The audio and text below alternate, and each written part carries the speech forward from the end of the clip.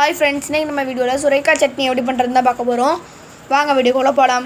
முதல்ல சுரைக்காய், அடுத்து வெங்காயம், பெரிய வெங்காயம் இந்த ரெண்டுத்தையும் நல்லா வதக்கி விடணும்.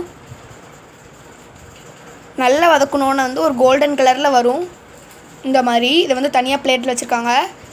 நெக்ஸ்ட்டு உளுந்தம்பருப்பு, காஞ்ச மிளகா ரெண்டுத்தையும் நல்லா வதக்கணும். அது கூட தக்காளி ஆட் பண்ணணும். நல்லா வதக்கிக்கிட்டே இருக்கணும். இப்போ உப்பு போட்டு நல்லா வதக்கியாச்சு. அவ்வளோதான், நம்மளோட சூப்பரான சுரைக்காய் சட்னி ரெடி ஆயிடுச்சு. இப்போ தாளிச்சு மட்டும் ஊற்றணும். அதுக்கு முன்னாடி நம்ம தோசை எடுத்துக்கலாம். நாங்கள் இப்போ தோசை தான் நல்லா லேசாக விட்டுருக்கோம். இப்போ தாளிச்சாச்சு. டேஸ்ட்டாக இருக்கும் இந்த சட்னி. நீங்கள் ட்ரை பண்ணி பாருங்கள். ரொம்பவே ஈஸி கூட. இந்த வீடியோ பிடிச்சா லைக் பண்ணுங்கள், ஷேர் பண்ணுங்கள், சப்ஸ்கிரைப் பண்ணுங்கள். பாய், தேங்க்யூ.